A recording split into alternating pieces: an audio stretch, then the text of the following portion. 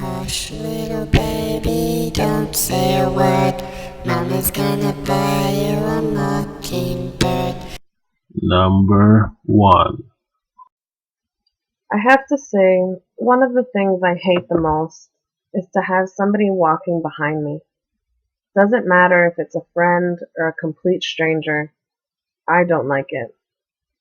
I feel insecure, watched, and uncomfortable. You might call me paranoid, but honestly, for me, it's unbearable. Let me begin by saying that the reason I practically hate that is due to some occurrences during my childhood. All of the events that I will tell you actually happened, so you probably will understand that for protection purposes, I will avoid any names or locations. Also, you should know English is not my primary language. I was born in a small town surrounded by hills, factories, and railroads. Its weather was mostly dominated by rain, hail, and snow, and its streets were poorly adapted to handle such drastic climatic changes. Being a small town, the places that you could visit during your spare time were limited, so it wasn't unusual that you saw half the town in the movies during the weekend, or even buying groceries for the week.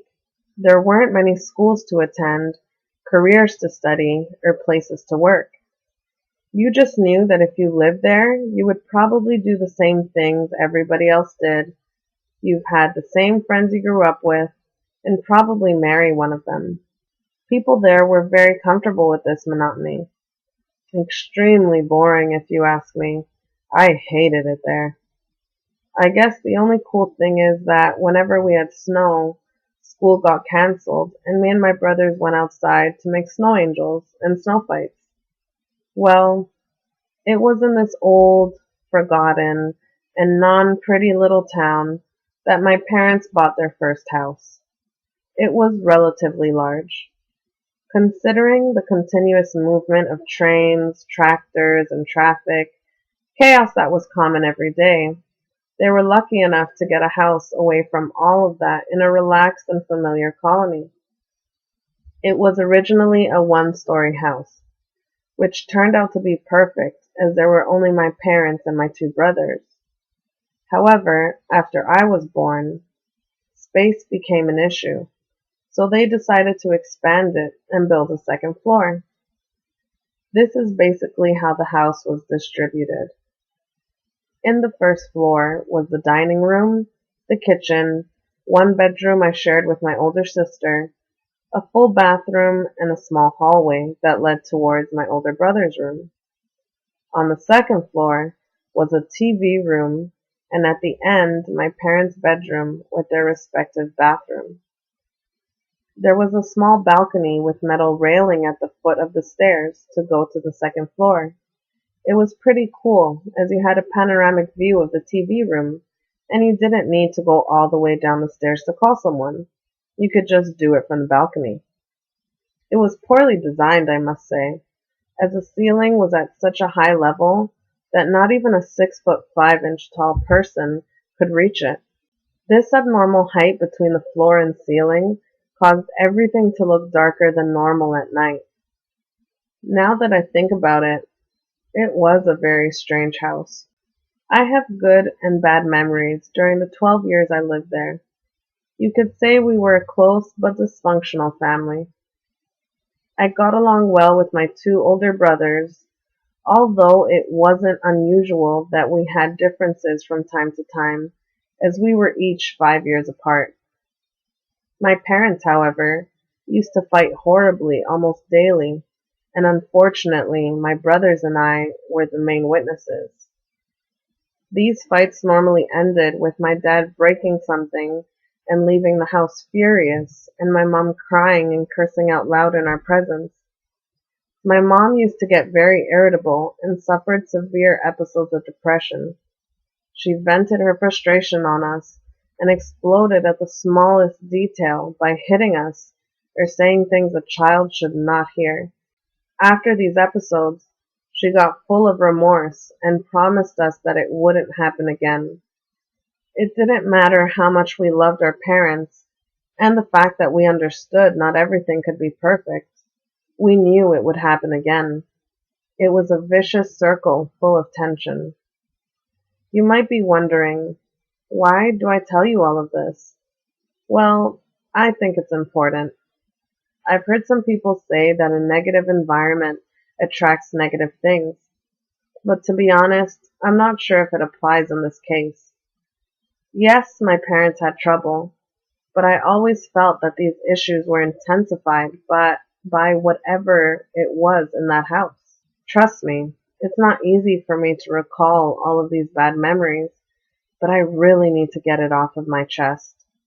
There is something that up until today I can't get out of my mind, and that is the terror I experienced whenever I was on the second floor and mostly near those stairs. Have you ever entered friends or strangers' house and gotten a heavy, suffocating vibe? Well, that's the kind of feeling I got whenever I went downstairs. I can't tell you when it started. I had that feeling ever since I can remember. It was just there. I had a golden rule to never get near that area when it got dark. Luckily for me, not. I woke up almost every night due to biological necessities. I couldn't stand going to the bathroom on my own because outside my bedroom you could see the edge of the stairs, and that freaked me out. So I had no choice but to wake my older sister up, who unwillingly joined me. I wasn't inconsiderate, let me be clear. She used to do the same to me. Being together gave us a false sense of protection. I can't fully explain how I felt whenever I was near those stairs, the TV room, or my parents' bedroom, but it wasn't pleasant. I felt watched, stalked, and unwelcome. I felt somebody was following me. I felt there was something there, something that wanted to harm me badly. I fell off those stairs more times than I can remember, even though I tried to be extremely careful. I can't find a rational explanation for those occurrences. I remember this one time, my sister and I prepared a puppet show in the balcony. It was my mom's birthday, and we wanted to surprise her. So we basically covered up the balcony and its metal railing with a thick blanket.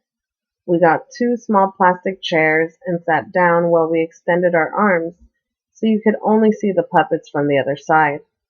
I was in the middle of the balcony when suddenly I felt my chair was being pushed to the edge. I freaked out, but before I could react, the chair reached the edge and slipped, making me fall off the stairs and hurting me badly. My mother blamed my sister, but I knew she wasn't guilty. When I tried to explain what had happened, my mom told me to stop trying to defend her by making stuff up and telling me I had an overactive imagination. I wasn't lying. Something had pushed me, and it wasn't my sister. I had nightmares almost every night. The funny thing is that my nightmares consisted of almost the same things, with slight variations.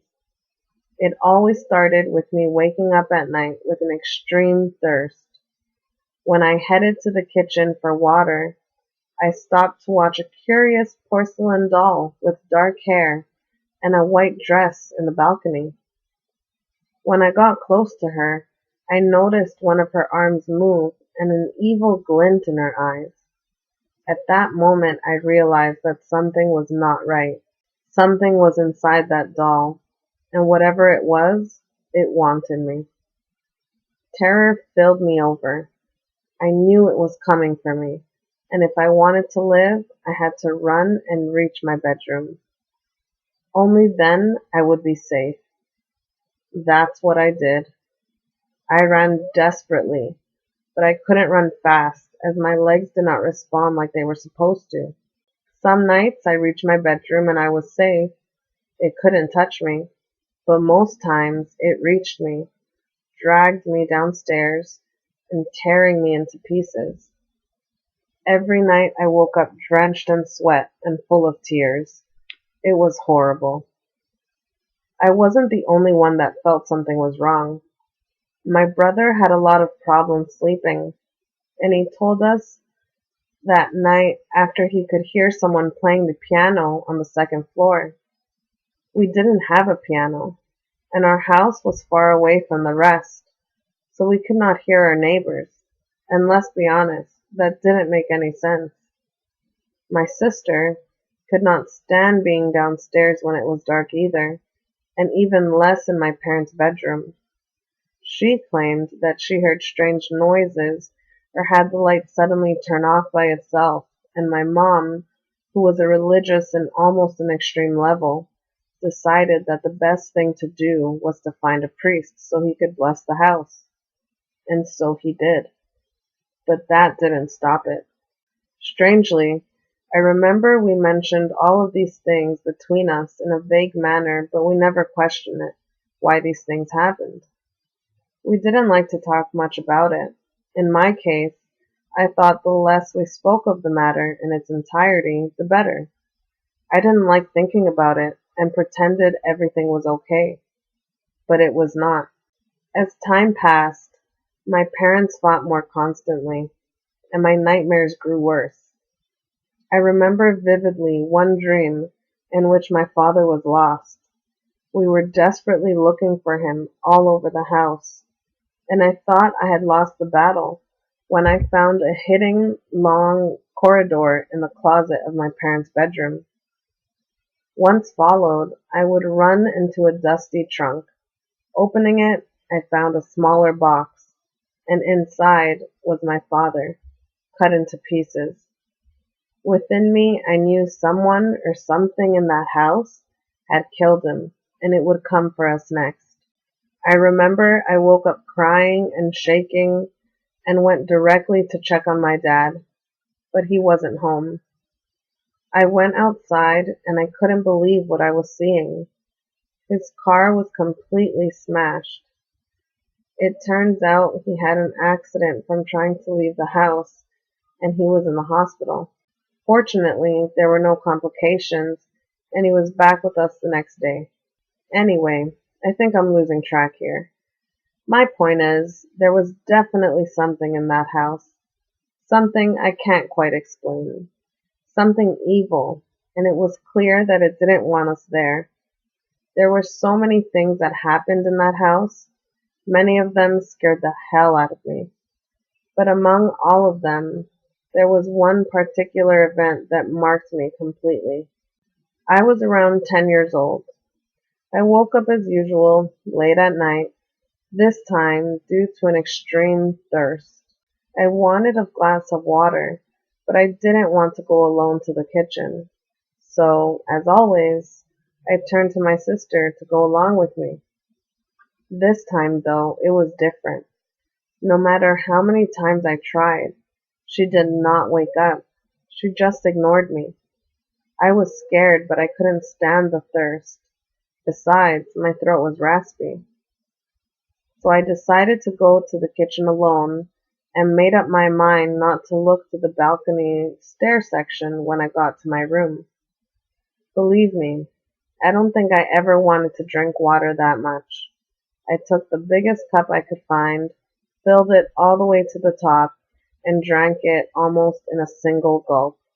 I then headed back to my room, but once I reached the hallway, I stood still as an eerie feeling overtook me.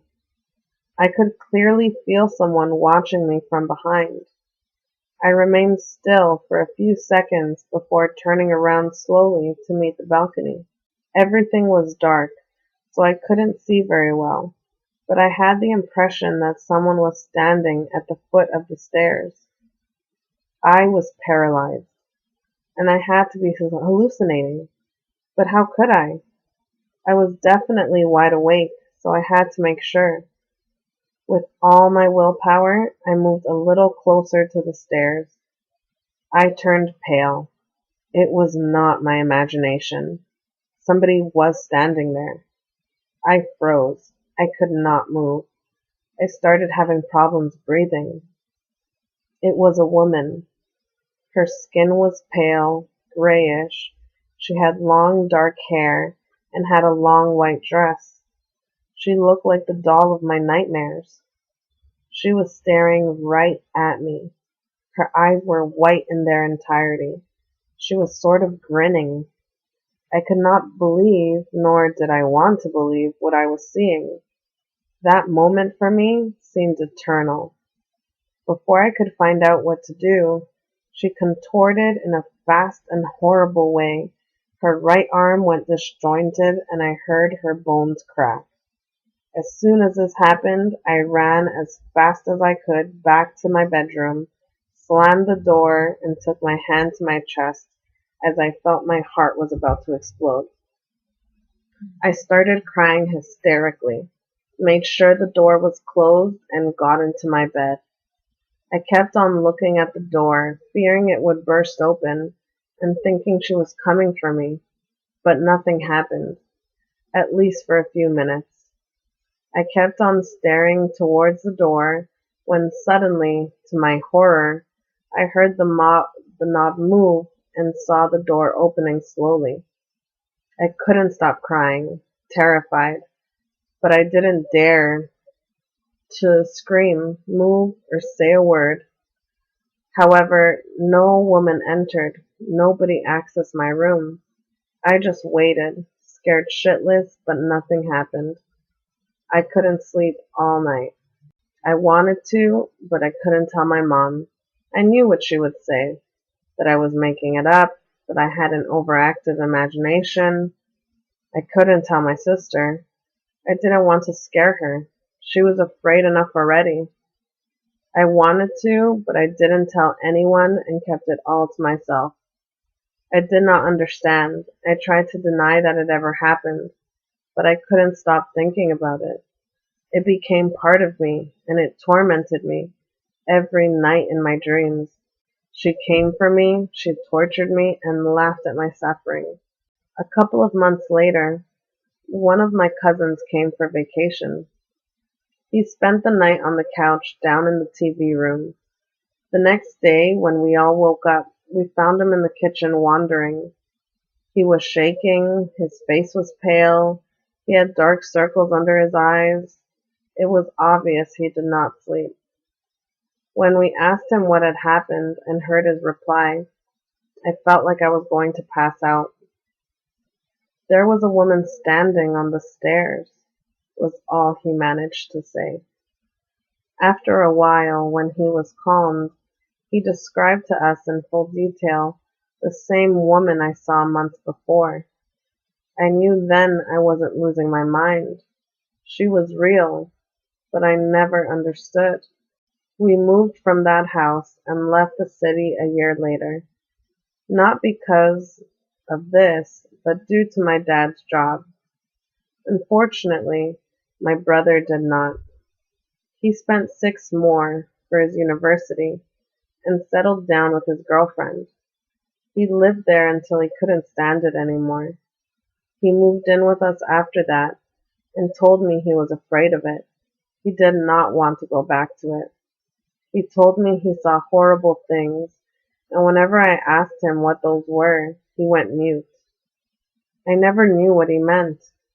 I never knew what he went through, but he was clearly traumatized by it. He was never the same. I regret it still, not being there for him, to have left him alone when we moved out. The house is currently abandoned, and I haven't been there in more than 10 years. And believe me, I don't intend on going back. This might sound weird, but the other day I was talking to one of my best friends about this matter, and he told me that there might be something or someone buried in that house. When he told me that, I felt chills. That would explain a lot. We were a broken family, but even still, we loved and took care of each other. I like to think that the being that habited that house did not hurt us physically because of this, but it almost reached that level.